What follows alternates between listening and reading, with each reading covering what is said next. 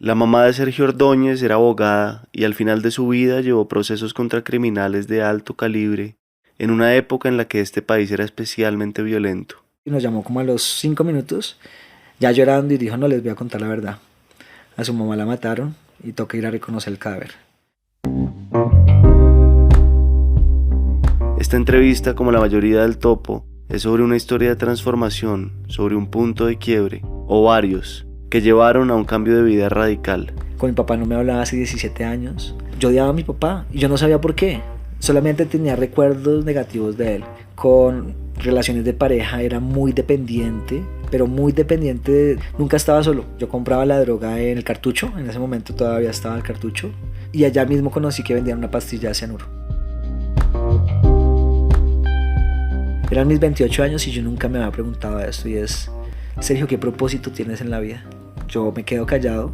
Nadie sabía que yo un día antes mi propósito era suicidarme. Después de lo que muchos llaman la noche oscura del alma, que en realidad fueron muchas noches oscuras, Sergio Ordóñez vio con otros ojos la vida. Cuando yo volteo a ver, venía un man con un cuchillo, me lo iba a poner, ella me abraza en ese momento y se lo clavan a ella.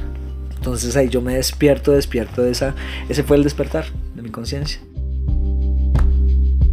El corazón sano es lo más poderoso. Yo sané en esos 3 días, imagínense, 3 días, sané tantos rayos que en ese momento mi corazón estaba sano. Bienvenidos al Topo, un podcast de entrevistas con personas que tienen formas de vivir y pensar fascinantes.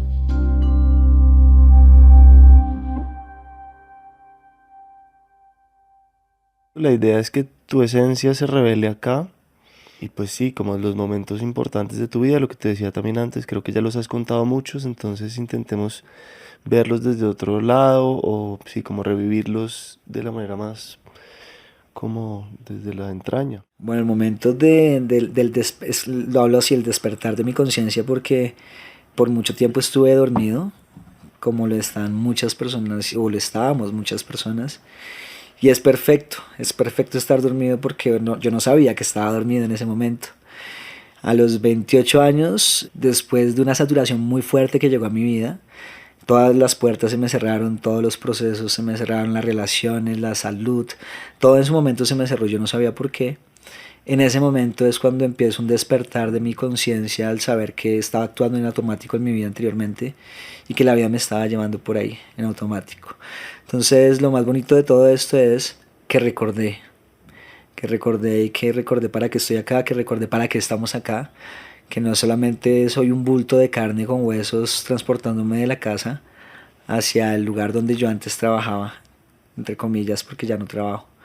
Y pensar que eso era lo que yo tenía que hacer en la vida, que venir a hacer dinero para pagar deudas o trabajar porque todas las personas lo estaban haciendo, a tal punto que a los 28 años, como te digo, me saturé de todos mis resultados y empecé mi transformación porque personas, situaciones, contextos, películas, relaciones empezaron a llegar a mi vida, y de un momento a otro, cuando estaba en el momento más oscuro de mi vida, esa información empezó a entrar en mi vida.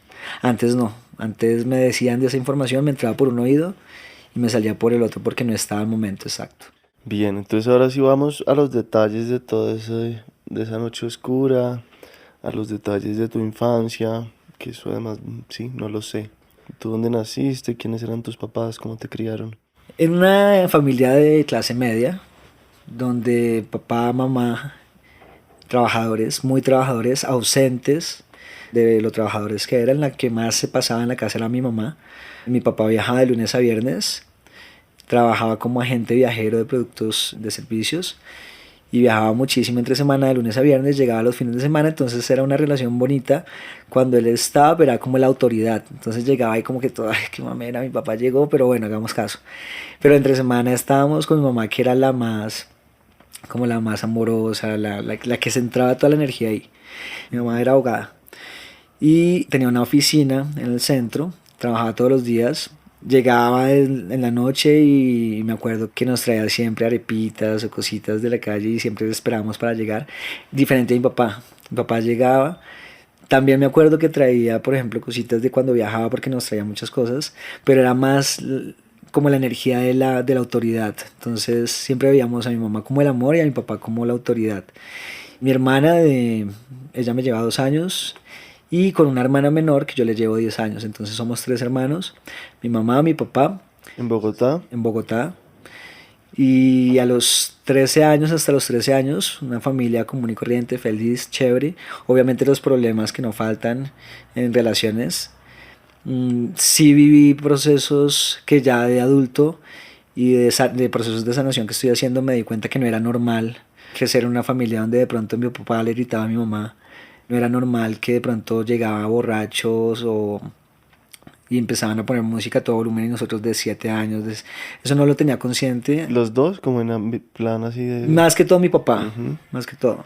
Yo a los 7 años empiezo a ser como el bichito raro de todo el concepto con mis amigos, con las personas. Yo era muy cansón, muy, muy, muy cansón.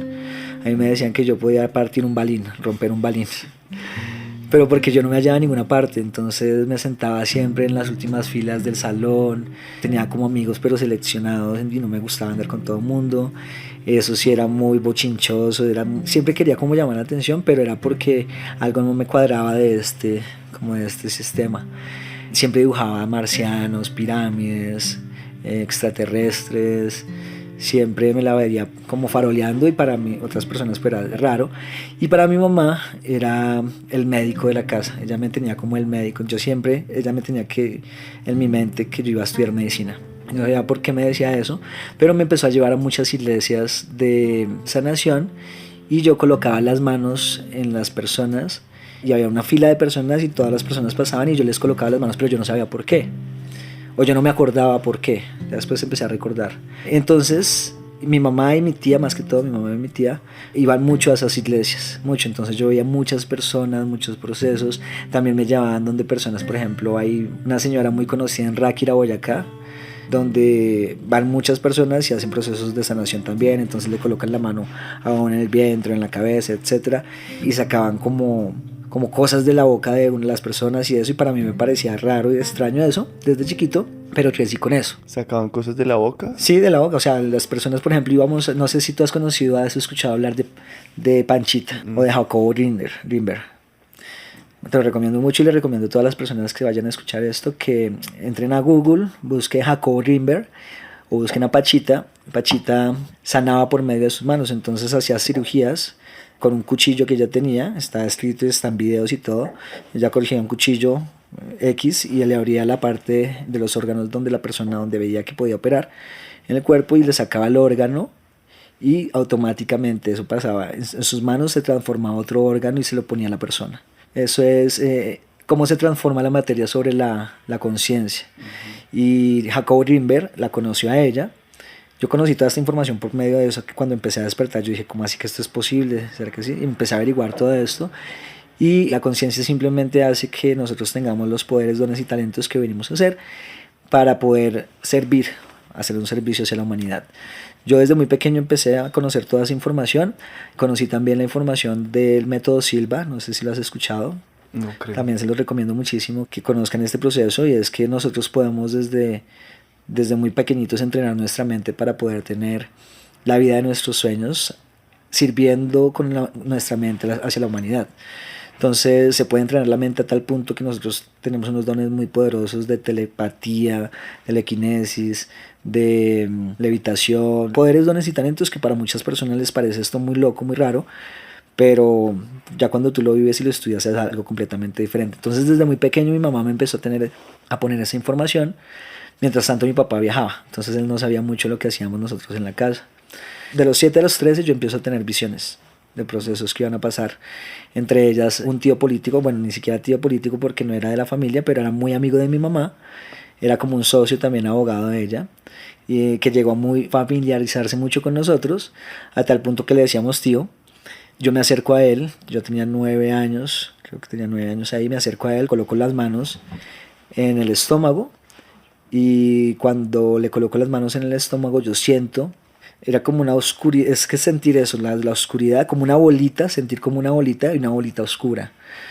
Le dije a mi mamá que había escuchado y que había sentido y que había visto eso, porque se escucha, se siente y se ve, es algo raro que no sabía cómo explicar, y a los 3 meses le detectan cáncer. A los 3 meses siguientes se muere. Entonces yo desde muy pequeñito con mi mamá tenía esa conexión donde yo le decía, ella me creía, era la única, yo me quedaba callado en otros procesos porque como era tan cansón, no me gustaba la información que me entraba de otros, y entonces vivía cambiándome de colegio porque me iban echando de cualquier colegio, hasta el punto que me dejaron en un colegio militar. Y en el colegio militar sí me daban durísimo, entonces sí me tocó quedarme callado. Ahí empecé a bloquearme, porque a mí sí me tenía como loco, como tonto, como de los 9 hasta los 13 años. Me quedo callado, no le digo a nadie lo que está pasando, solamente dibujo. Estamos en la tarde, yo llego del colegio y a la misma hora que llego del colegio mi mamá está en la casa.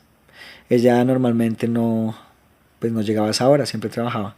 Yo tenía 13 años, estaba en plena adolescencia y tenía un Atari en ese momento, que era un Atari con Mario Bros.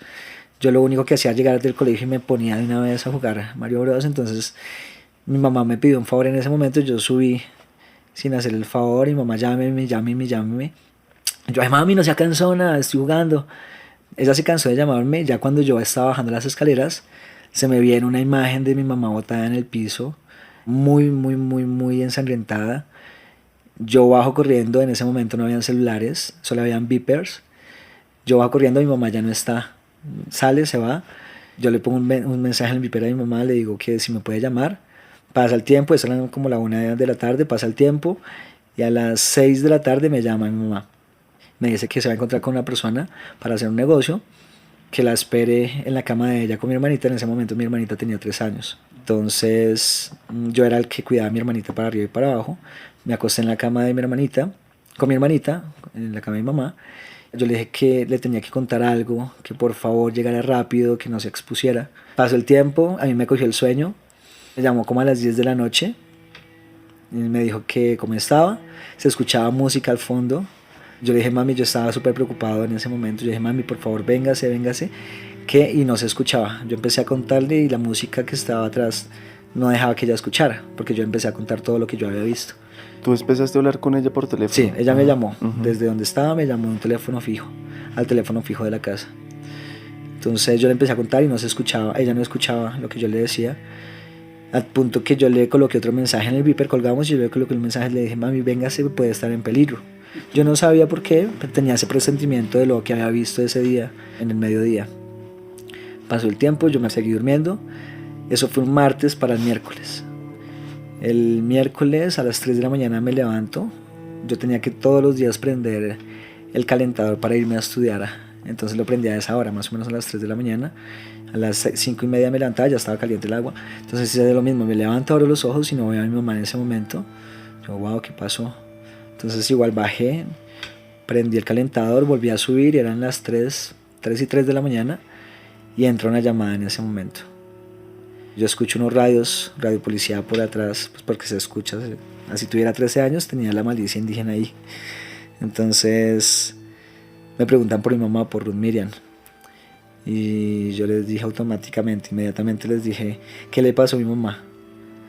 ¿Qué le pasó a mi mamá? Dijeron, yo tenía la voz de niño en ese momento. Entonces dijeron, una persona adulta, por favor. No había nadie, mi papá viajaba de lunes a viernes. La señora que estaba con nosotros, que nos cuidaba, que era la señora del servicio, pues no sabía ni leer ni escribir. Entonces, y mi hermana tenía 15 años en ese momento. Entonces lo único que yo hice fue dar el teléfono de mi tía. Mi tía vivía como a 10 cuadras de donde nosotros vivíamos. Mi tía es como si fuera mi mamá. Entonces me llaman, colgamos y yo voy donde mi hermana mayor, a la habitación de ella, y le digo, Diana, párese, que le pasó algo a mi mamá, párese ya. Y ya, ay no, no moleste, que eso no pasó nada. Yo que se levante, yo antes no controlaba mis emociones, no gestionaba mis emociones, yo explotaba como un voladorcito. Entonces le dije que se pare ya, que a mi mamá le pasó algo. Ahí sí se levantó. Dejamos a mi hermanita pequeñita durmiendo con la señora. Mi tía nos llamó como a los 10 minutos y nos dijo, vístanse porque vamos a ver a su mamá. A su mamá la atracaron. Yo le dije, ¿pero qué pasó, tía? A su mamá la atracaron, pero está bien, están bomberos, toca ir a recogerla. Yo, tía, no, cuénteme la verdad, ¿qué le pasó? ¿Qué le pasó? Que yo sé que le pasó algo.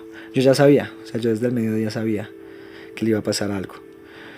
Entonces dijo, no pasó nada, y vístanse y ahorita lo recojo. Entonces ahí nos empezamos a vestir, nos cambiamos rápido y nos llamó como a los 5 minutos, ya llorando, y dijo, no, les voy a contar la verdad. A su mamá la mataron y toca ir a reconocer el cadáver. Entonces yo ahí me puse súper mal en ese momento, pero me vestí igual, yo no podía dejar que mi hermanita me viera, la chiquitica. Entonces nos vestimos, mi tía nos recogió, y cuando nos recoge, en ese momento, mi abuelita venía también en el carro. Entonces yo no sé cómo pasó en la mente de mi tía todo eso, pero fue perfecto. Yo antes no lo entendía, de porque yo a los 13 años tuve que ver todo lo que vi en ese momento, pero ya entendí que es perfecto. Y es que mi abuelita estaba en el frente del carro, mi tía manejando, los otros dos, mi hermana y yo atrás.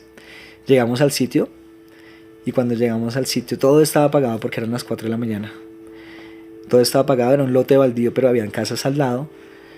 Todavía no había llegado bien la policía de medicina legal, solamente había un policía, y todo estaba oscuro. Cuando yo me bajo del carro, pues voy corriendo hasta donde estaba mi mamá, y estaba todo oscuro, entonces no vi todo el show hasta que llegó el carro de medicina legal. Entonces yo ahora abrazándola, viéndola, pues que estaba, para mí estaba viva. Entonces yo la abrazaba y le decía a ti, mamá, mamá, mamá, por favor despiértese. Yo tenía 13 años ahí, pues yo no sabía cómo reaccionar. Es que imagínate, yo creo que nadie puede reaccionar ante eso. Nadie, a ninguna edad, sí. Entonces, ya cuando estoy abrazándola a mi mamá, yo estoy cerrando los ojos y estoy llorando. En ese momento, parquean el carro de medicina legal enfrente y prenden las luces, y en ese momento para mí fue fue el proceso del choque emocional que generó en mi vida, todos los procesos de los cuales pues ahorita te voy a súper adelantar rápido, que generaron un trauma gigantesco en mi vida para tener resultados bloqueados en toda mi vida. Y es que prenden la luz y yo veo a mi mamá con todos los tiros en todo su cuerpo, que eran más o menos 8 tiros en todo su cuerpo, y al lado un señor también botado al lado de ella con muchos tiros también. Pero al ver todo ese espectáculo, mi abuelita entraba llorando, atacada, y cogía a mi mamá, mi tía llorando, mi hermana también. O sea, fue un espectáculo para mi mente muy, muy, muy fuerte, que lo que yo hago en ese momento es me levanto, busco un poste de la luz que estaba ahí y me empiezo a pegar cabezazos durísimo, diciéndole a Dios si es que existía, porque a mí se me fue en ese momento todas las creencias que yo tenía, diciéndole que se me fuera la maldición que yo tenía, porque yo generé una culpa muy fuerte. Desde ese momento, para mí, desde los 13 años hasta los 28 años, yo viví con una culpa gigantesca en mi vida, porque yo ya había visto en el evento en mi mente, yo ya lo tenía, yo ya sabía lo que iba a pasar, pero yo me quedé callado, ni mi hermana, ni mis tías, ni nadie sabían en ese momento. Entonces para mí fue fuerte el conocer, verificar que eso había pasado y que yo no pude haber hecho nada. Entonces para mí eso era una maldición, no entendía que era una bendición. Y a los 13 años ahí con todo ese show, pum, se me va. Me doy tantos cabezazos que un momento a otro yo veo todo oscuro, me sientan en el carro de mi tía y ahí es como si me desconectara de la película, de todo lo que había pasado. Empecé a hacer todo el proceso. ¿Cómo así que Que me desconectara de la realidad, de esa realidad. Entonces empecé a hacer yo todo el proceso de ser el fuerte, de volverme el fuerte, coger un papel en ese momento que no me correspondía, que era volverme el papá en ese momento, coger el papel de mi papá. Entonces, como mi papá no estaba en ese momento, estaba viajando, yo llegué a la casa, empecé a llamar por todos los hoteles en la parte donde él estaba, porque como no había celular y él no tenía el beeper, entonces era comunicarme con cada hotel donde yo pensaba que estaba, llamar a todos los familiares, llamar a todos los amigos, decirles a todo lo que había pasado. Entonces yo hice todo el papel en ese momento que tenía que haber hecho, entre comillas, no tendría que haber hecho nadie, pero si uno lo ve en la mente humana, pues una persona adulta. Yo lo hice todo. Mi papá llegó como a los 2 días porque no pudo conseguir cómo venirse en ese momento. Entonces cuando él llega yo ya había hecho todo con mi tía, ya habíamos estado en la morgue, ya le habíamos puesto la ropa, ya todo absolutamente. Entonces cuando él llega, yo con mi papá tuve buena relación, sí, él era un autoritario y mandón y todo y duro, pero era una buena relación. Pero cuando llega ya, después de que estamos nosotros en el velorio y eso, y llega, para mí fue inconscientemente generar una rabia permanente contra él. Todo lo bueno que había hecho en mi vida, pum, se me borró y solamente recordaba cosas muy fuertes o muy feas que habían pasado, como lo fuerte que él era con nosotros, cuidaba mucho las cosas materiales. Entonces, por ejemplo, nosotros rompíamos algo y teníamos que pagar escondedero para que no nos encontrara. Entonces fue muy fuerte y cuando llega él, toda la culpa se la echa a él. Pasan los días, yo creo que es una mentira en ese momento, es como los procesos del duelo. El primer proceso es la negación. Yo me negué unos 10 días a que mi mamá hubiera muerto. Timbraba a alguien y yo pensaba que era mi mamá. Entonces yo bajaba corriendo y yo, pucha, no es mi mamá. Porque no piense que es real. Yo no pensaba que era real. Ya después, como me desconecté de toda la realidad, tampoco tenía esos dones, poderes y talentos activados. Se me fue todo, entonces me metí más en el proceso de ser una víctima ante la vida, ser una lacha completa, eso sí me volví. Yo estaba en octavo en ese momento, en octavo grado, pues me tiré ese octavo. Estaba estudiando en un colegio militar en ese momento, me tiré todo ese octavo. Y mi papá me saca de estudiar de allá y me mete a estudiar en un distrital. Mi papá se vuelve en ese momento otra persona. Claro, yo no entendía todo eso. Se había quedado con 3 niños. O sea, yo siempre le eché la culpa a él sin mirar todo lo que había pasado antes, pero empezó a entrar viejas a la casa, empezó a hacer fiestas, yo era el que le hacía el almuerzo a mi hermanita, la comida, la dormía, mi papá llegaba, entonces era una rabia gigantesca hacia él, a tal punto que se me pasaron muchos pensamientos en mi cabeza, siempre decía, ¿por qué mi papá no se murió en vez de mi mamá? O sea, ¿por qué pasó esto? Y cuando ya una vez llegó él, mi hermana también empecé a pelear mucho con mi hermana mayor, mucho, muchísimo, de tal punto de golpes, palabras fuertes, y yo ya estaba cansado viviendo allá. Lo único por lo que me quedaba era por mi hermanita pequeña. Ya tenía 17 años, 16 o 17 años, y un día me peleé muy fuerte con mi papá porque yo acosté a dormir a mi hermanita y llegó como a las 2 de la mañana con muchas viejas, muchos hombres también. Vivíamos en una casa de 2 pisos, estábamos arriba y él llegaba a poner el equipo a todo volumen. Y un día ya me emberraqué y bajé, entré a la cocina y cogí un cuchillo en ese momento. Y antes de salir de la cocina, porque yo sabía que él iba a entrar, yo ya había visto todo en mi mente. O sea, que él llegaba, abría la puerta, tan, yo entraba y lo empezaba a cuchillar yo, de la rabia tan grande que yo tenía en ese momento. Entonces yo supe que iba a pasar eso y pum, boté el cuchillo y dije, me tengo que ir de acá. Y al otro día me fui de la casa y ahí empieza todo el camino de ascender hacia procesos bien fuertes de mi vida, de oscuridades muy fuertes, que ya te las voy a contar porque te voy a dejar hablar porque no te dejo hablar. No, no, yo no vine a hablar. Esos procesos empezaron a aparecer cuando empecé a comprender la vida tan dura que yo había gestado por medio de ser víctima. Entonces me salí de la casa y empecé a trabajar por mi cuenta. ¿En qué? Empecé a trabajar por mi cuenta y es que la vida es hermosa, mira. Mi tía en ese momento fue la alcaldesa de una localidad, de Usme. Entonces tenía muchas palancas, etcétera, y me metió a trabajar en un hospital de Usme.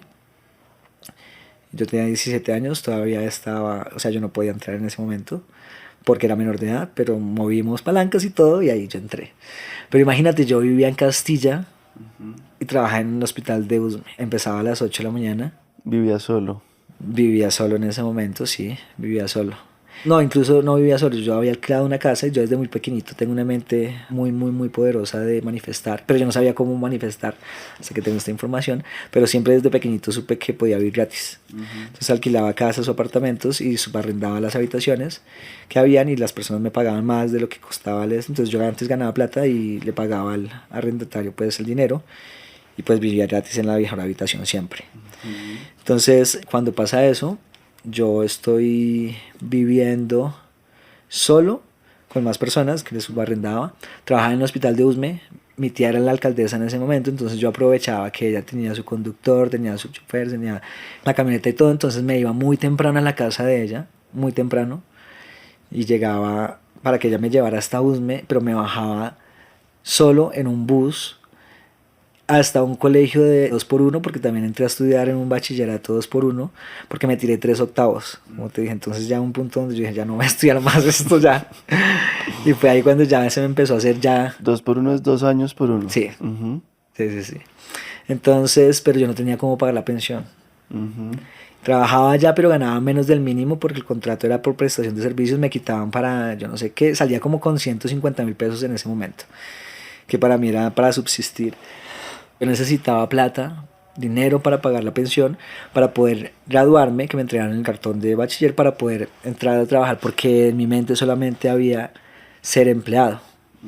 Para ser empleado nos han acostumbrado a que tú tienes que estudiar, hacer una carrera después, yo hice eso nomás bachillerato, y eso porque lo pude pagar con lo que ya te voy a contar, que me cambió toda la vida, en mi vida hermosa, y es que en esas fechas que yo no tenía para pagar el dinero, conocí una persona que me cambió toda la vida. Yo estaba rumbeando, estaba en un sitio, eran los 17 años, era la primera vez que yo salía a rumbear. Yo desde toda la vida he sabido que yo soy gay. Sin embargo, a los 17 años nadie sabía, o sabía solamente mi hermanita pequeña, que fue la primera persona que yo le conté, de resto nadie sabía. Y entonces, a los 17 años, yo nunca ni había estado con hombre ni nada. Y en el concierto de Shakira, me acuerdo muy bien, conocí un parche de amigos muy chéveres que se convirtió en ese momento de mis amigos más parceros. Y ellos me llevaron a rumbear a un sitio muy prestigioso en ese momento que se llamaba, que quedaba en La Calera, y se llamaba Jinetes, Club del Alba, que era el más pupi, mejor dicho. Entonces fuimos a rumbear esa noche, y como era el sitio más pupi, pues iban personas de bastante dinero. Y yo en ese momento ya necesitaba dinero. O sea, yo en ese momento sí necesitaba. Mis ojos estaban sin dinero, buscando a ver porque necesitaba pagar la pensión. Yo estoy bailando, yo bailo muy bien.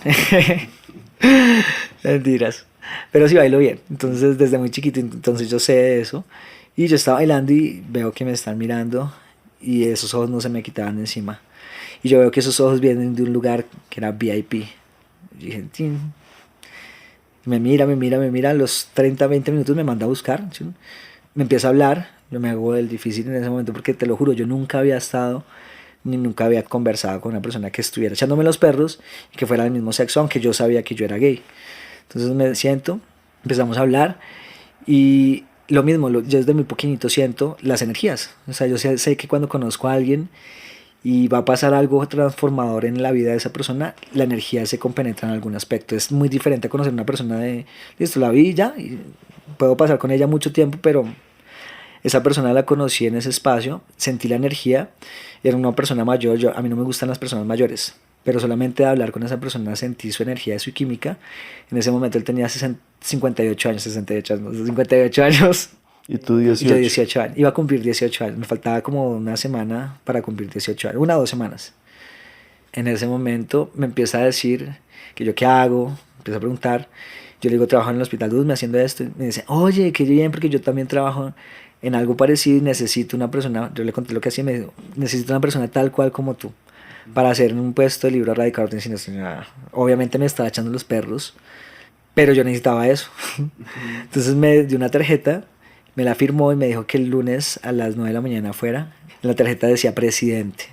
Decía Eudoro Carvajal, presidente. Si los que están acá escuchando entran a Google o miran y se dan cuenta quién fue ese señor, fue una de las personas más ricas de Colombia. Eudoro Carvajal Ibáñez.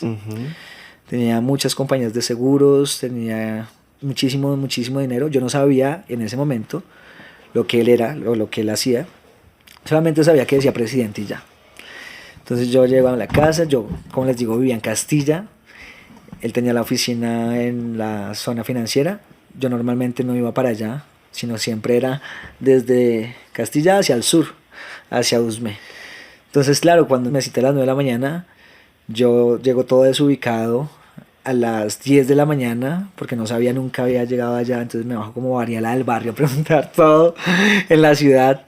Llego a ese sitio, un edificio gigantesco, yo nunca había visto tanta, pues yo te dije, yo crecí en una familia media, pero tanta abundancia, tantos recursos no había visto en mi vida hasta los 18 años. Llego a la oficina, llegué a las 10, me cito a las 9, llego a las 10, le digo a la señora, a la recepcionista, que estoy buscando al señor Eudoro Carvajal. Me mira de abajo hacia arriba, yo tenía unos zapatos súper cochinos porque trabajaba en Usme, solo hay polvo, viento, barro, etc. Yo te lo digo, Mariela del Barrio me quedó en pañales. ¿Cómo es eso? Mariela del Barrio, una novela que yo era muy novelero. Antes también les voy a contar mi vida, qué pasó con las novelas y los noticieros. Y es que para mí las novelas eran todo. Entonces yo veía Mariela del Barrio y yo decía, algún día yo quiero llegar allá a estar con una persona o a sentarme en un restaurante caro o llegar a hacer cosas. Llegué tal cual, Mariela del Barrio, zapatos cochinos, vestimenta sucia.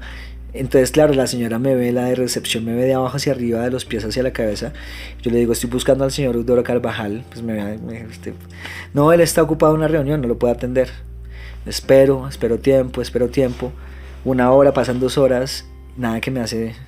Entonces yo salgo a la esquina, yo no tenía celular en ese momento, llamo al señor Eudoro Carvajal, me contesta y me dice, niño, bravo, me contestó de mal genio, y me dice, estoy esperándolo desde hace 3 horas acá. ¿Por qué no pasaba? Yo, pero es que no me ha dejado pasar la señora de la recepción. Entonces me dijo, ¿cómo así? Entonces baja, yo estoy en la recepción, me ve y le dice a la señora, le pega una vaciada a la señora queda como escurrida porque pensó, no se dio cuenta lo que ya después yo fui a la compañía, porque eso también pasa unas cosas poderosísimas, me hace pasar, yo empiezo a ver la prosperidad, llego al quinto piso, una puerta de madera con un cierre de oro, abro, está una pista de golf en ese momento, un televisor pantalla gigante en ese momento que era 2000, ¿qué? 2003 yo creo, pantalla gigante en ese momento y gigante era para mí. Entonces yo empiezo a ver todo eso, me siento y yo dentro de mi cabeza yo dije, wow, esa es la vida que yo no conozco, esa vida, qué chévere esta vida. Y él me empieza a hablar, yo le empiezo a preguntar y me empieza a contar su vida. En menos de una hora yo generé una confianza y una energía con él. Me contó que él había llegado como mensajero de la compañía donde ahorita era el dueño. Entonces toda esa información caló en mí para que yo después fuera como todo el proceso para poder ascender ahí. Me firmó la tarjeta que decía, bueno, usted no puede entrar a trabajar. Bueno, me dijo que no me podía pagar alto, porque todo el mundo pues pensaría que no va a ser ético. Y segundo, que si yo me fijaba en lo que él hizo, yo también lo podía hacer. Entonces yo entré como mensajero a la compañía de seguros, me pagaban más por lo menos del hospital de Usme donde yo estaba, pude pagar el cartón de grado, me dieron el contrato ahí en la compañía y empecé desde lo más bajo.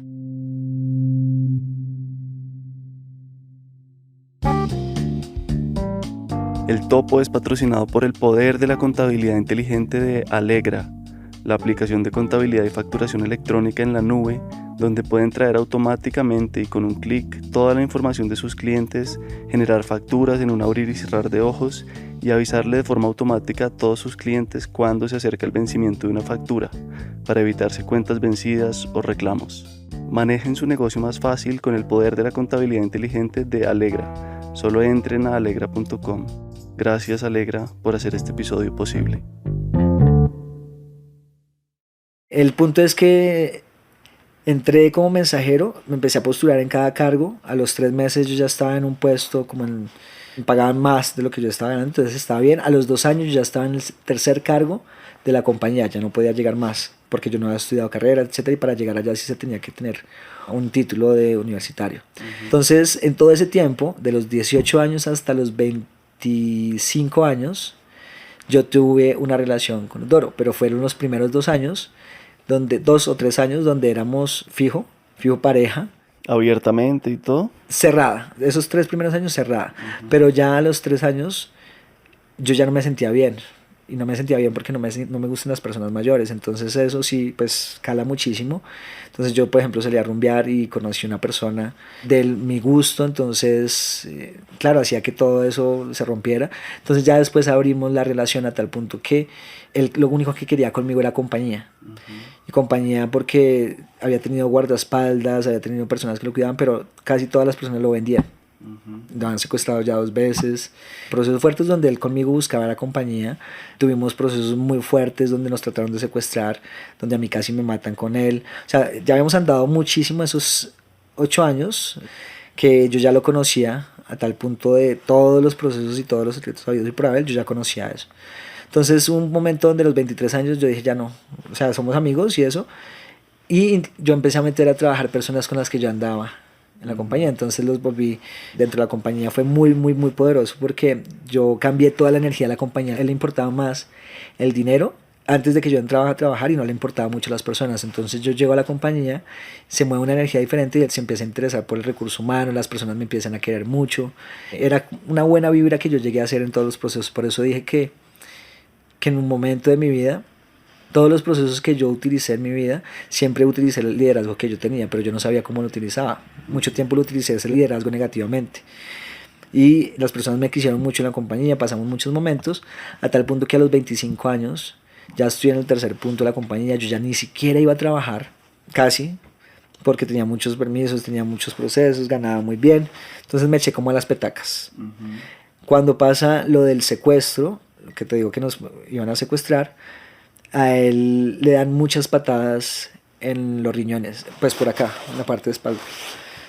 No nos llevan, no le hacen nada, no pueden hacer lo real cometido, pero le dan muchas patadas y nos fuimos a la clínica y por ese dolorcito de las patadas le descubrieron que tenía cáncer en los riñones. Y en ese momento yo me asusto mucho porque justamente un año atrás lo que él había invertido en una vaina que se llamaba Interbolsa, no sé si conocieron que fue Interbolsa, Sí, sí.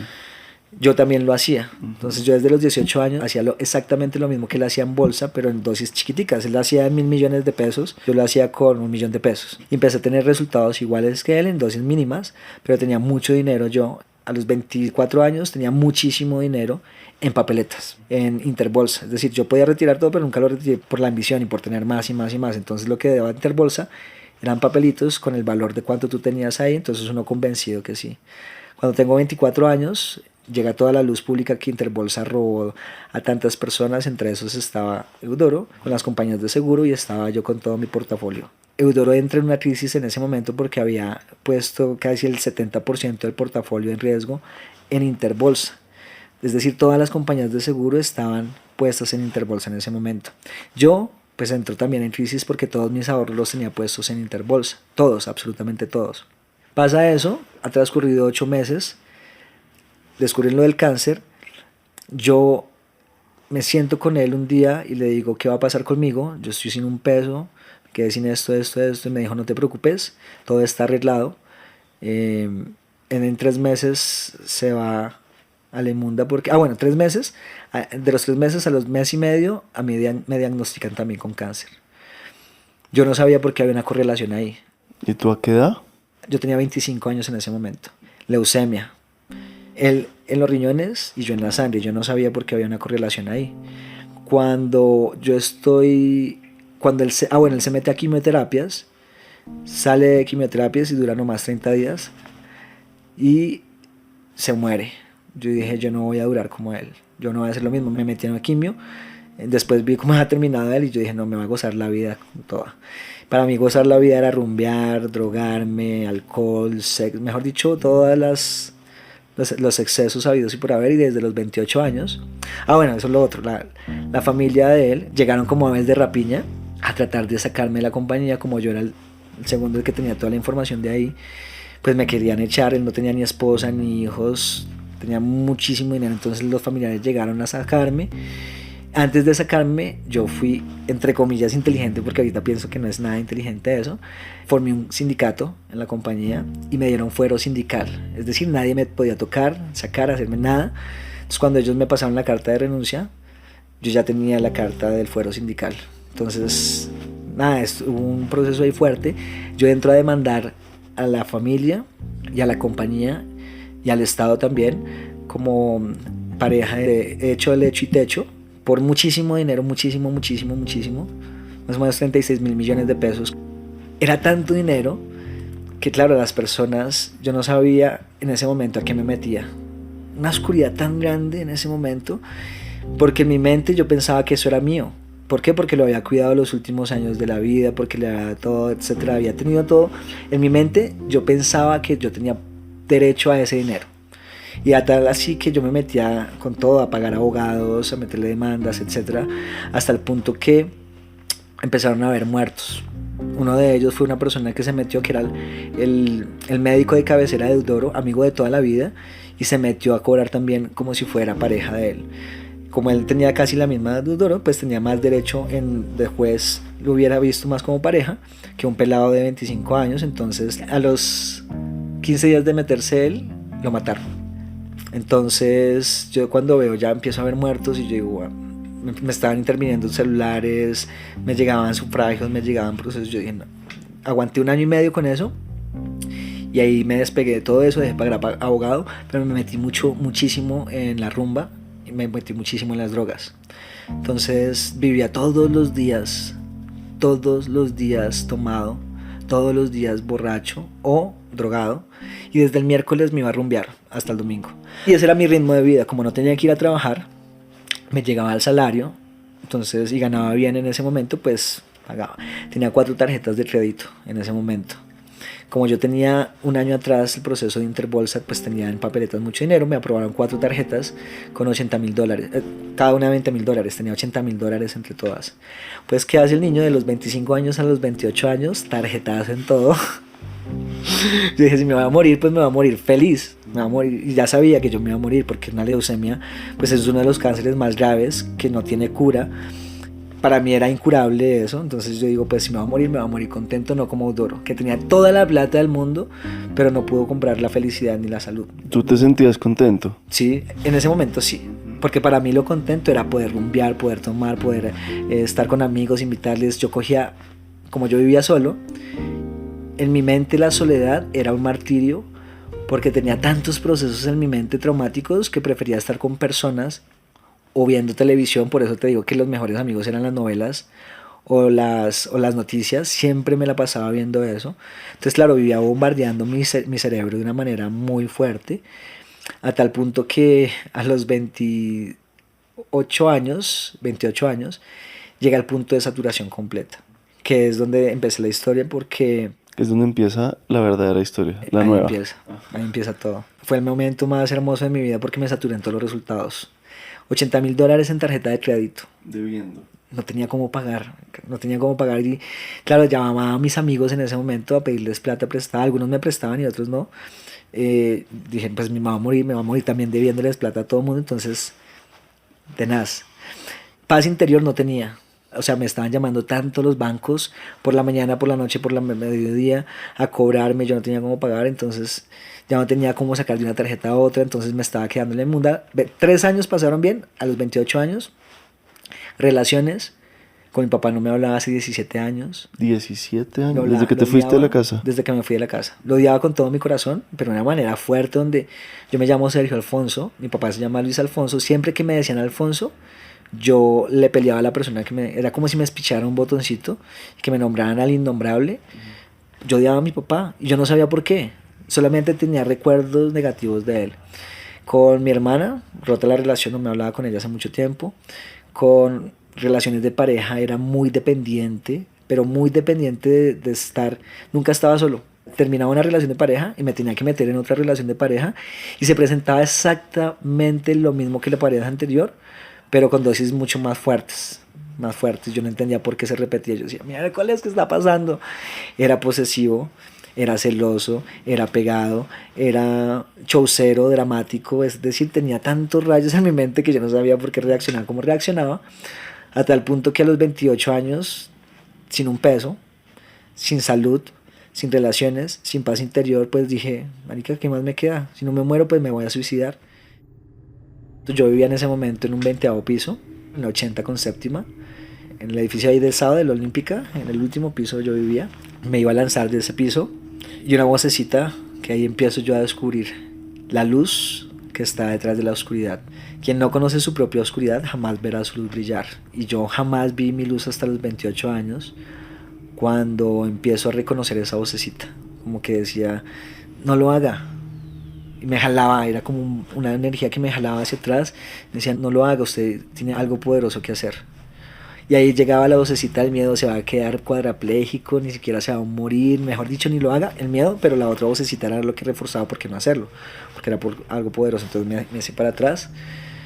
Y llega un punto ya, yo compraba la droga en el Cartucho. En ese momento todavía estaba el Cartucho, en la Y, que era un barrio muy peligroso, muy fuerte. No un barrio, era una calle, unas calles muy fuertes de Bogotá, en el centro, para los que no estén familiarizados. ¿Qué metías? Lo más fuerte que llegué a meter fue en ese espacio, justamente ahí. Fue una vez bazuco, de resto, si era tu CV. ¿Tú sí existía en esa Sí, época? en ese momento. Sí, bien, lo más clandestino, Ujú. ya estaba en procesos, y era desde ahí donde estaba saliendo. Cocaína y mucha marihuana compraba ahí. Y me fui para allá, sin celular, sin nada, y dije, ya, quiero que no sé lo que voy a hacer, pero ya. Y, y allá mismo conocí que vendían una pastilla de cianuro. Yo tenía en mi cuenta nomás $1.000.000. Eso costaba la pastilla allá. Entonces me llevé ese $1.000.000, compré la pastilla, pero me quedé 3 días allá.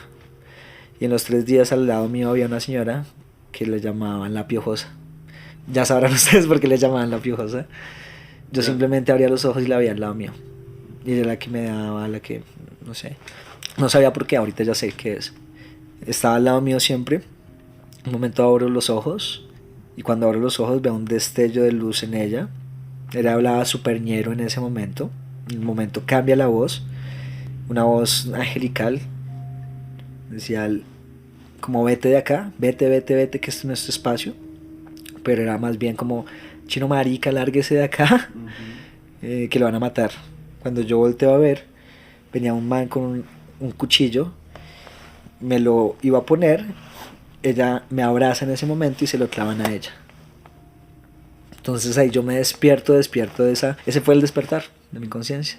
Yo me despierto de ese adormecimiento que yo estaba, se me quita la borrachera, se me quita la drogada, se me quita todo, yo quedo pasmado y dentro de mí esa voz empieza a despertarse, esa voz que yo a los 7 años hasta los 13 años que se fue, ya empecé a entender, empecé a dejarme guiar, entonces como que si me ordenó, levántate ya, entonces yo me levanto, veo todo alrededor, ella dice, váyase, váyase, váyase de acá, el man sale corriendo, yo salgo corriendo para otro lado, eso fue a las 10:30 de la noche, yo estaba en el centro, yo vivía en ese momento en la 81 con séptima, me voy caminando porque no tengo plata en ese momento, llego a las 11, eso fue a las 10 de la noche, llego a las 11 de la noche a la 80 con séptima, subo y era imposible que el celular todavía tuviera carga. Yo no había llevado celular ni nada, simplemente $1.000.000 para comprar la pastilla de cianuro. ¿Por qué la pastilla de cianuro? Porque de mi mente ya había salido los miedos de tratarme de suicidar y no suicidarme. Entonces quedar cuadrapléjico o algo, no, lo más efectivo es esto. Entonces llego con la pastilla, llego ya listo para hacerlo, entro a la habitación, tengo la pastilla en la boca. ¿En la boca? Sí, ya la voy a partir en ese momento y ya voy a masticarla en ese momento, cuando en un momento a otro el celular empieza a vibrar. Yo volteo a ver y eran 11:11. Yo no sabía nada de numerología, de los números, de que todo el universo funciona por forma matemática, nada de eso. Lo único que yo veo es el 11:11 y atrás la vocecita que me decía contesta, contesta, contesta, contesta. Yo contesto el celular y es mi tío, que yo me había visto hace como 5 años atrás. Y me dice, Chinito, ¿qué hubo? ¿Cómo está? El que llamabas tu tío. El que era No, él ya se murió, él se murió de cáncer. sí. Se murió de cáncer. Otro tío, el hermano de mi mamá. Entonces me llamó y me dijo, Chinito, ¿cómo estás? Te quiero invitar a mis cumpleaños. Toda la familia te quiere ver porque hace mucho no te vemos. Resulta que en mi mente yo había pensado que se habían olvidado de mí mis familiares.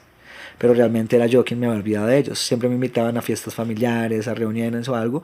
Y yo por estar en mi mundo, rumbeando, pues les sacaba el 4 letras y ellos se cansaron de invitarme y pues ya no me tenían en cuenta. En la soledad que yo tenía o cuando yo tomaba o me emborrachaba o algo, siempre estaban los momentos de drama, que no me quieren, que no me llaman, que mi mamá, que bla, bla, bla. Y era realmente que yo me había olvidado de ellos. Mi tío me dice eso y la primera vocecita que siempre vamos a tener es la vocecita de el ego, el miedo, el ego. Y decía, ay, qué mamera ver a sus familiares, hace cuánto no los ve, mejor no vaya, quédese acá, tómese la pastilla, decía esa vocecita. Pero la otra vocecita salía como más fuerte y decía, vaya, que va a pasar algo fuerte y poderoso en su vida ya. Entonces saqué la pastilla de la boca en ese momento. Mi tío no sabe eso hasta el momento y lo vi ayer o antier. Él no sabe todo lo que pasó detrás de todo ese proceso hermoso. Yo llego a la fiesta de mi tío, bueno, pongo la pastilla en la mesa, digo, si no pasa nada en la fiesta, acá está, la puse ahí en la mesa. Al otro día voy a la fiesta de mi tío. Imagínate cómo es el universo tan hermoso y tan perfecto que todo tiene una correspondencia. Es decir, mi tío me citó a las 8 de la noche y yo llegué a las 11 de la noche en una borrachera, en una trabada también. Entonces yo llego y mi tío me dice, ¿qué hubo, Chinito? ¿Qué más? Ah, no, llegó muy tarde, le tocó sentarse en nuestra mesa porque la mesa donde usted estaba sentado ya la cogieron otras personas. Si hubiera llegado a las 8 de la noche, no hubiera pasado lo que pasó esa noche. O sea, todo empieza a ser tan perfecto que usted dice, wow, qué poderoso. Me siento yo en la mesa de mi tío, en una mesa redonda, y en la mesa estaba sentada la ex esposa de mi tío con el esposo actual de ella. Mi tío estaba con la esposa actual, mis primitos y todos sentados en la mesa. Y yo me acuerdo que 5 años atrás parecían gatos y ratones. O sea, se agarraban muy fuerte. Mis primitos le tocaba pasarse en cada casa cada 15 días. Era una familia súper disfuncional. Cuando yo veo eso, que todos se abrazaban y como que hablaban bonito, dentro de mi mente, pues también esos de los 13 hasta los 28 años yo me convertí en una persona muy fuerte, muy grosera también, muy dura. Yo a los 13 años hasta los 28 yo no sabía que era Dios.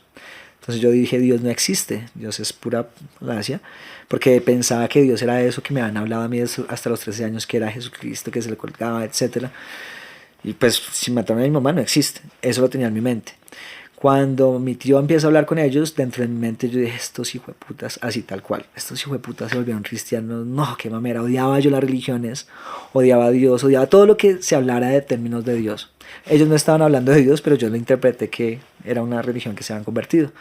Mi tío se para al baño y yo le digo a Sandy, que es la ex esposa de mi tío, que con ella sí tengo una confianza muy grande, le dije, marica, así tal cual, marica, ¿ustedes se volvieron cristianos o qué? Yo no tenía colador entre el pensamiento y la palabra. Toda la mesa se quedó callada. Yo estaba prendido, entonces yo tampoco analizaba lo que decía. Entonces como pi, y ella me dijo, venga, man, siéntese acá. Entonces me sentó al lado de ella y ahí me cambió toda la vida. Ahí es donde entonces me pone la mano en la rodilla, en la pierna. Y es esta pregunta, espero que todas las personas que estén escuchando esto se hagan esta pregunta. Eran mis 28 años y yo nunca me había preguntado esto, y es, Sergio, ¿qué propósito tienes en la vida? Yo me quedo callado. Nadie sabía que yo un día antes mi propósito era suicidarme. Nadie sabía que saliendo yo de ahí mi propósito era suicidarme.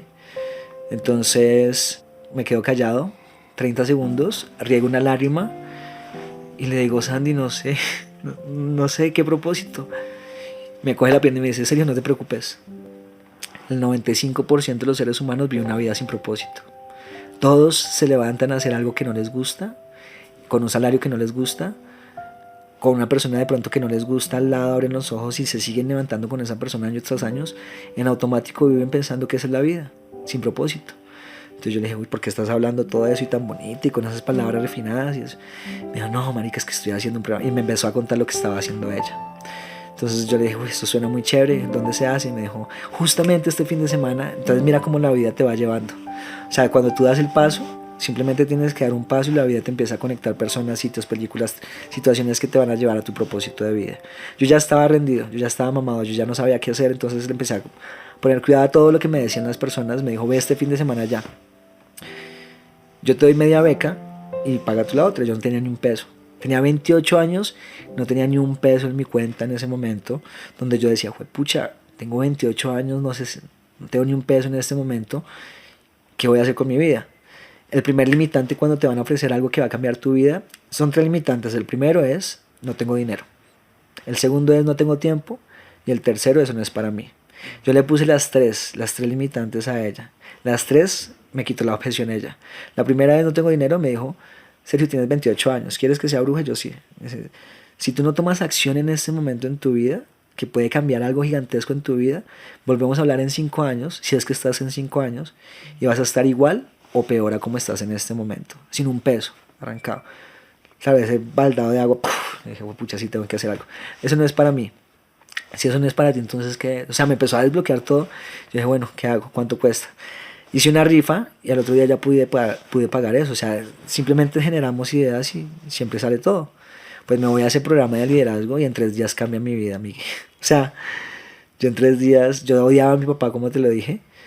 A los 3 días ya estaba amando a mi papá con todo el amor del mundo, porque hice un ejercicio vivencial donde prácticamente 100 personas que estaban conmigo se murieron. Yo me salvé en esas 100 personas. Fui uno de los 3 que se salvaron. ¿Cómo así? ¿De las 100 cuáles? ¿De dónde? Imagínate que el ejercicio era que 100 personas que estábamos haciendo el proceso de liderazgo, solamente 3 personas se salvaban. Era una simulación que tú ibas en un barco y solamente 3 personas se salvaban de ese barco, y yo fui una de las 3 personas que se salvaron. De esas 100 personas, de esas 97 personas que no se salvaron, le enviaban un mensaje contigo, o sea, conmigo, a la persona, o solo una persona de su vida. El último mensaje, el último adiós. Entonces, claro, ahí se presentan muchos espejos y una persona como de 20 años me dice, Sergio, yo quiero enviar el mensaje contigo a mi papá. Y me empieza a contar todo. Dile a mi papá que no lo aproveché todo el tiempo, que no lo disfruté, que le puse toda la culpa. O sea, era todo lo que a mí me estaba pasando y todo lo que me pasó en mi vida, lo que él estaba diciéndole, lo que yo estaba teniendo en mi mente a mi papá. Que si yo moría justamente ese día, yo iba a morir con un poco de culpas, de rabias, de dolores que ni siquiera me acordaba por qué, porque solamente me acordaba de las cosas feas y en ese programa me acordé de todas las cosas bonitas, de cuando él me sacaba al parque, cuando me llevaba de viaje, cuando me traía sus Ataris, cuando las cosas hermosas que se me habían borrado. Yo empiezo a ver todo eso, me empieza a decir todas esas personas, yo empiezo a llorar, a llorar, a llorar. Yo era muy fuerte. Hasta ahí yo era muy fuerte, muy rudo. Cuando yo llego ahí me convierto en una sedita. O sea, si ustedes me ven 10 años atrás, a los 28 años, no van a reconocer la persona que soy ahorita. ¿Tú tienes 38? 38 años. Yo no hablaba de lo que estoy hablando en este momento, yo no hablaba con el cuidado que hablo normalmente. Yo hablaba el 98% del día en groserías. Siempre era grosero, grosero, grosero. Trataba mal a las personas. Como llegué a tener tanto dinero también, pues veía a las personas como signo pedos de abajo hacia arriba y si no te comportabas como... Llegué a comportarme muy déspotamente cuando la vida me quitó otra vez todo para volverme a poner no en la nube, sino en la cúspide de la montaña, para ver hacia abajo y para no olvidarme todo el camino que empecé a hacer. Entonces, en 3 meses, en esos 3 días, la vida me cambió. Llamó a mi papá, le digo lo que estoy haciendo desde el corazón, pues él me contestó re feo, porque quién me va a contestar después de 17 años sin hablarse. Si no me hubiera entrenado esos 3 días, le hubiera colgado el teléfono, pero ya tenía la información que tú lo puedes lograr todo con amor, Miguel. O sea, todo el corazón. Cuando tú tienes un corazón sano, tú puedes hacer negocios, puedes tener una relación de pareja, puedes... O sea, el corazón sano es lo más poderoso. Yo sané en esos 3 días, imagínense, 3 días, sané tantos rayos que en ese momento mi corazón estaba sano. No le colgué a mi papá porque yo hubiera respondido, entonces eso es como a miércoles, tú ni le colgaba. Le empecé a decir todas las cosas bonitas que yo me había acordado, hasta que le moví el corazón y vi que movió la voz, que estaba rompiendo la voz, y dije, ajá, ya, me la entré. Cuando se rompió, empezó a llorar también conmigo. Él vivía en ese momento en Cali, tenía una vida desastrosa, yo también. Y le dije, a mí me empezó a ir muy bien desde ese momento. Empecé a tener resultados muy poderosos financieros. Le dije a mi papá que se viniera. Entonces me convertí en mi papá. Entonces me convertí en el papá de él. Le empecé a brindar muchas ayudas a mi papá porque me sentía yo culpable. Entonces, como él no tenía trabajo, como no tenía nada, yo tenía tantos apartamentos en ese momento, porque eso es lo otro, empecé a tener tanta información financiera que yo dije, si yo pude vivir gratis desde chiquito, pues ¿por qué no lo puedo hacer desde este momento con muchos apartamentos y ganar mucho más? Entonces llegué a tener 29 apartamentos en ese momento que no eran míos, sino que los arrendaba y subarrendaba. En ese momento no estaba el Airbnb en ese momento. Fuiste pionero del Airbnb. Fui pionero. Llegué a tener mucho y en uno de esos me traje a mi papá a vivir. Se convirtió en un niño chiquito mi papá. Le puse cámaras y todos los apartamentos, entonces yo sabía cuando entraban viejas. No, eso entraba un desfile de viejas. Porque le abrí Tinder a mi papá. Entonces... Eso ya fue hace poco. Eso fue hace 5 años, cuando yo tenía 30 años. O hace 8 años. O le abrí Tinder, alguna aplicación, y entraban muchas viejas, salían muchas, y yo no. Entonces ya conocí información muy poderosa, información de sabiduría e inteligencia financiera, donde si tú violas leyes, no significa que estés exento al resultado. Es decir, que si tú no conoces las leyes, no significa que tú estés exento al resultado. Conocí esas leyes y yo estaba violando muchas leyes. Cuando dejo de violar esas leyes, mi papá se va de la casa en ese momento, consigue su trabajo, consigue una casa. En ese momento consigue una novia gracias a Tinder, se casa a los 6 meses, en ese momento ya llevan como 7 años casados. A mí me cambia toda la vida también, o sea, todo se reestructura en ese momento y vuelve todo otra vez a la par. Conozco la decodificación biológica de enfermedades y en menos de 3 meses me sanó de cáncer. Entonces ya tenía una relación extraordinaria con mi papá, me había sanado de cáncer. En menos de 15 días pude pagar las tarjetas de crédito que tenía por medio de $80,000. Empecé a tener muchos ingresos residuales, donde yo dije, claro, se hace esto, esto, esto, con esto puedo llegar a esto, y menos de 3 meses, 15 días pude pagar. Bajé de 89 kilos que en ese momento pesaba, bajé a 70 kilos en ese momento. Empecé a hacer mucho deporte, empecé a hacer muchas cosas que antes en mi vida. En 3 meses cambié toda mi vida. Y al cambiar toda mi vida, cambió todo mi rasgo familiar. Mi papá, mis hermanos, todo empezó a cambiar. Solamente yo tuve que cambiar y cambió todo. Empecé a tener mucha información de esta. Empezó a despertar en mí esa vocecita que me empezó a dejar guiar. Y yo empecé a poner la atención, me empecé a meter a muchos procesos de mentalismo, de entrenamiento mental, etc. Y llegué a un proceso muy poderoso que se llamaba altamente ingeniería humana, que es cómo tú puedes generar un cambio de acuerdo a esas 5 inteligencias: paz interior, economía, relaciones, adaptabilidad y salud, y en menos de nada poner un propósito en tu vida. Hice ese proceso, toda mi vida me cambió y empecé a meterme con los duros. Tony Robbins, Jürgen Klarik, Deepak Chopra, me empecé a entrenar con los más duros y empecé a tener mucha información y a canalizar. Y en esa canalización empezaron a llegar muchas personas con diferentes enfermedades, con procesos muy fuertes, donde empezaron a llegar y yo les daba información, hacía procesos, ahí todavía no conocía la medicina ancestral, hacía procesos con algo que a mí me cambió, me transformó la vida, que es una respiración muy poderosa. Esa respiración me convertí en maestro porque dije algo que me transformó a mí. Como les cuento, desde los 13 años nunca había visto a mi mamá en una respiración, se llama respiración holotrópica. Veo a mi mamá llegar, me abraza, me coge la cara, yo siento las manos de ella, me explica todo lo que va a pasar en la vida de una manera tan clara gracias a esa respiración. Yo dije, wow, en una sola sesión. Yo dije, si pasó esto en una sola sesión, ¿qué más puede hacer esto? Me metí de lleno a estudiar esto, me certifiqué como maestro en respiración. Empiezan a llegar muchas personas a mi vida, muchas personas, empiezan a ocurrir muchos procesos llamados milagros, que llaman muchos milagros, pero que ya sé que es la energía que se transforma en ti, en tu ser, que yo solamente soy un canal para que la misma persona pueda sanar. Entonces empezaron a llegar muchas personas y en esas llega una información que me cambia la vida. Yo sueño mucho y de esos sueños bajo mucha información y bajo una palabra que es DMT, unas letras, 3 letras que a mí me... Y desde que sueño con esas letras, siempre la palabra DMT salía como en 3D en mi mente. Y el DMT por la noche, por la tarde, por la mañana, estaba tanto en mi sistema activador reticular que empecé a conocer personas que manejaban esa información. Yo no sabía qué era una medicina, solamente que era una palabra. Entonces empezaron a llegar personas como, ay, yo trabajo con DMT, yo hago procesos con DMT, y yo DMT, ¿qué es DMT? Y entre esos conozco una persona, una mujer medicina, que se convirtió en mi parcera galáctica, en mi todo en ese momento. Nos fuimos a vivir juntos, me hizo la ceremonia y en la ceremonia yo bajo toda la información de vidas pasadas en Egipto. Empiezo a ver mi vida en Egipto y de todas las personas que habían llegado en una línea generacional muy fuerte. Y empiezo en esas meditaciones y en esas canalizaciones de Egipto, empiezo a entrar en una casa. En la casa hay un señor que me recibe, entro a la casa y hay una mesa gigante, una mesa larga, y ahí está sentada la familia y me están hablando. Yo no entiendo qué hablan, pero me están hablando. Yo la conozco a ella, la mujer medicina, me hace la medicina y entre esa medicina me dice, tienes que ir a Egipto. Y veo la pirámide de Keops, veo una línea gigantesca de personas entrando con nosotros a Keops y veo esta flor de la vida, la veo reflejada en todos los procesos. O sea, siempre había esta flor de la vida, yo no sabía qué era esto. Como una mandala. Como una mandala, sí. No sabía, no tenía ni idea qué era esto. Cuando abro los ojos, ya después de haber terminado la medicina con ella, le dije, tenemos que ir a Egipto y tenemos que llevar muchas personas.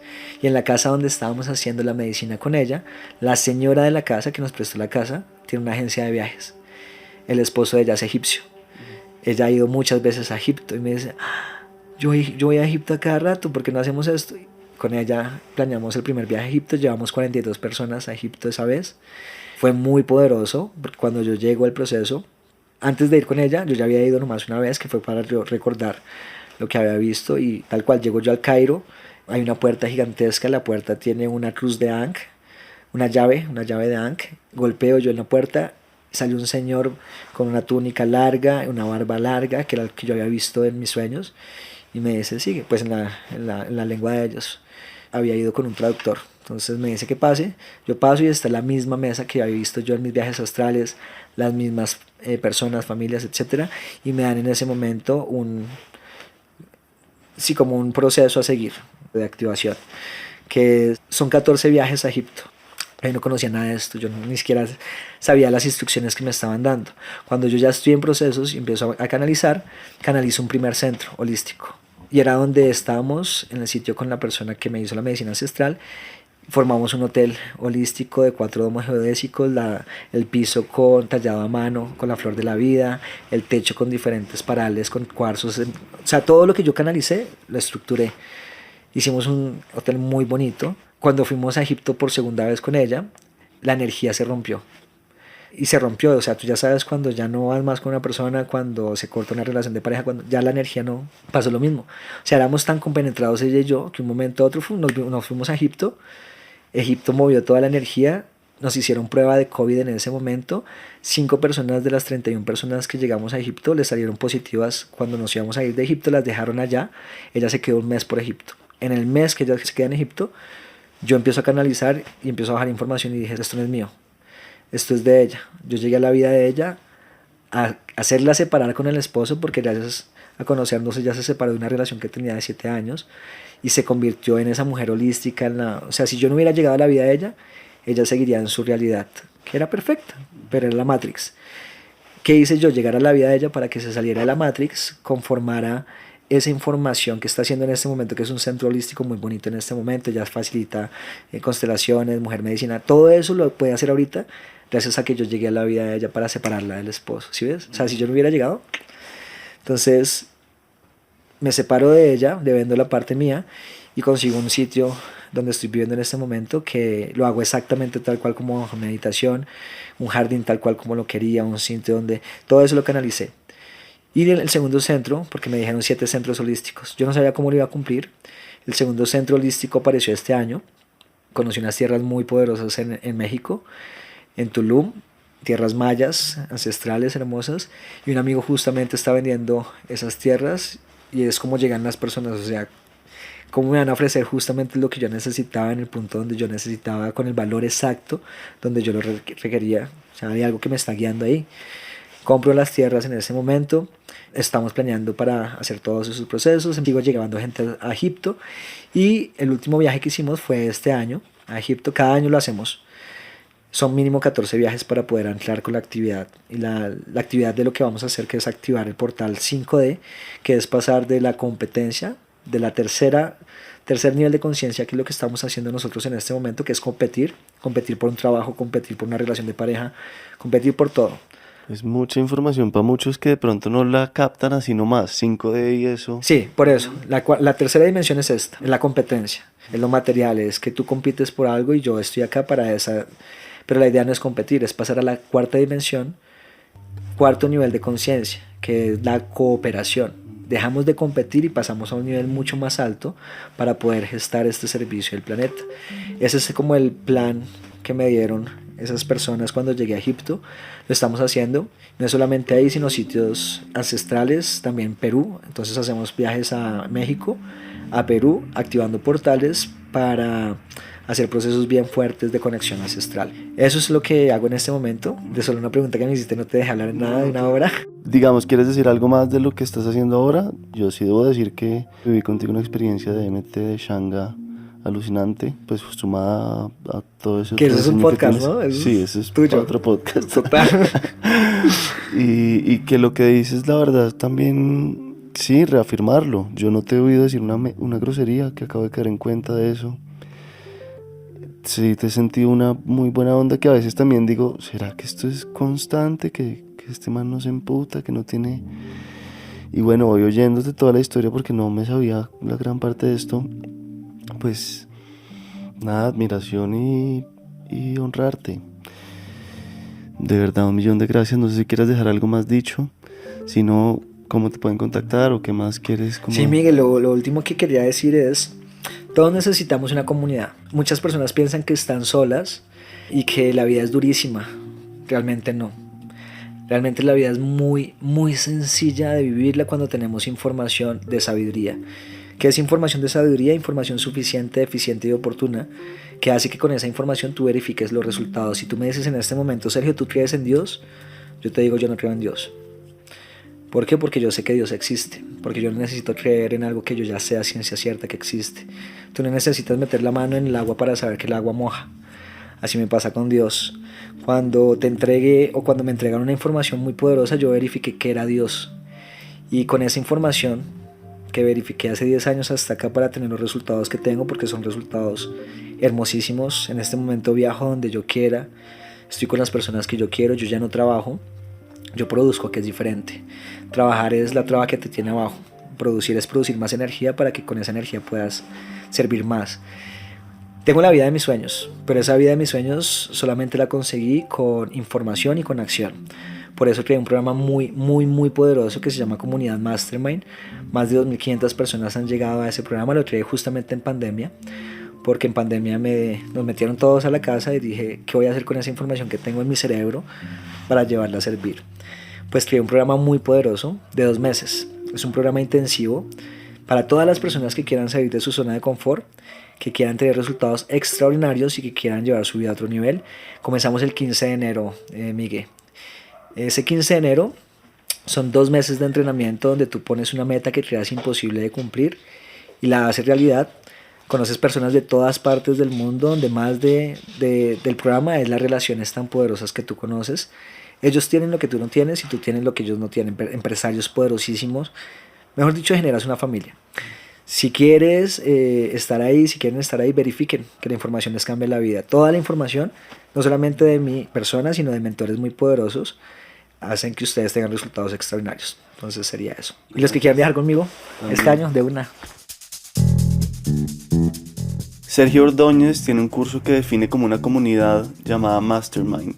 En sus palabras, es un espacio online con personas alrededor del mundo que buscan activar dones, poderes y talentos y así transformar las áreas más importantes de la vida. Si quieres más información, entra a yosoysergioordonez.com/eltopo o al link que está en la descripción del episodio. El 15 de enero comienza un nuevo entrenamiento.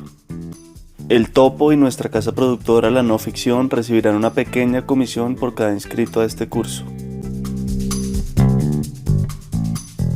El Topo es una producción de La No Ficción. La mezcla y el diseño de sonido de este episodio fueron de Valentina Fonseca. La ilustración de la portada y el manejo de las redes sociales está a cargo de Shaken Moreno e Isabela Soto Vallejo. Divi Guzmán es la coordinadora financiera y estratégica. Mi nombre es Miguel Reyes. Ya saben, si quieren apoyar este proyecto, entren a patreon.com/lanoficción o al link que también está en la descripción del episodio. Gracias infinitas a quienes ya están ahí y hacen este proyecto posible.